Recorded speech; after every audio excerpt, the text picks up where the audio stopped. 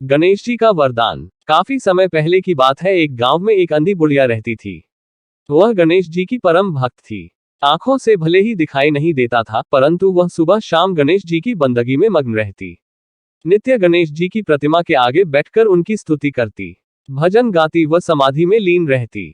गणेश जी बुढ़िया की भक्ति से बड़े प्रसन्न हुए। उन्होंने सोचा, यह बुढ़िया नित्य हमारा स्मरण करती है, परंतु बदले में कभी कुछ नहीं मांगती। भक्ति का फल तो उसे मिलना ही चाहिए। ऐसा सोचकर गणेश जी एक दिन बुढ़िया के सम्मुख प्रकट हुए तथा बोले, माई, तुम हमारी सच्ची भक्त हो। जिस श्रद्धा व विश्वास से हमारा स्मरण करती हो, हम उससे प्रसन्न हैं।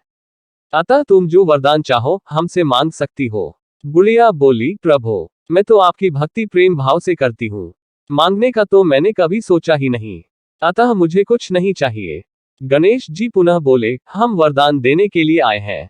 बुढ़िया बोली, हे सर्वेश्वर, मुझे मांगना तो नहीं आता। अगर आप कहें तो मैं कल मांग लूंगी। तब तक मैं अपने बेटे व बहू से भी सलाह मशविरा कर लूंगी। गणेश जी कल आने का वादा करके वापस लौट गए। बुढ़िया का एक पुत्र व बहू थे। बुढ़िया ने सारी बात उन्हें बताकर सलाह मांगी।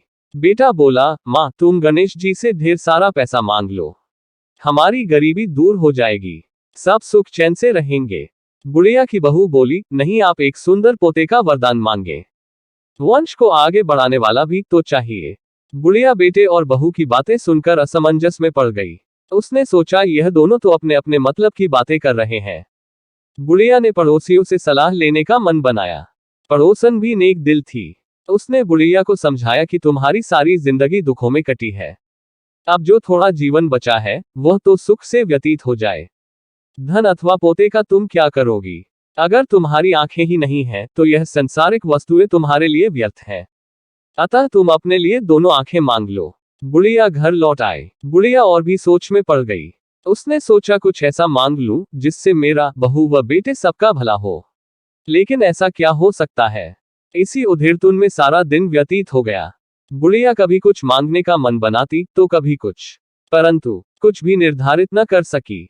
दूसरे दिन गणेश जी पुनः प्रकट हुए तथा बोले, आप जो भी मांगेंगे वह हमारी कृपा से हो जाएगा, यह हमारा वचन है। गणेश जी के पावन वचन सुनकर बुढ़िया बोली, हे गणराज, यदि आप मुझसे प्रसन्न हैं तो कृपया मुझे मन इच्छित वरदान दीजिए। मैं अपने पोते को सोने के गिलास में दूध पीते देखना चाहती हूँ। बुढ़िया की बातें सुनकर गणेश जी उसकी सादगी व सरलता पर मुस्कुरा दिए। बोले, तुमने तो मुझे ठग ही लिया है। मैंने तुम्हें एक वरदान मांगने के लिए बोला था, परंतु तुमने तो एक वरदान में ही सब कुछ मांग लिया। तुमने अपने लिए लंबी उम्र तथा दोनों आंखें मांग ली हैं। बेटे के लिए धन व बहू के लिए पोता भी मांग लिया। पोता होगा, ढेर सारा पैसा होगा, तभी तो वह सोने के गिलास में दूध पिएगा। पोते को देखने के लिए तुम जिंदा रहोगी, तभी तो देख पाओगी। अब देखने के लिए दो आंखें भी देनी ही पड़ेंगी। फिर भी वह बोले, जो तुमने मांगा वे सब सत्य होगा। यूं कहकर गणेश जी अंतर्ध्यान हो गए। कुछ समय पाकर गणेश जी की कृपा से बुढ़िया के घर पोता हुआ। बेटे का कारोबार चल निकला तथा बुढ़िया की आंखों की रोशनी वापस लौट आए।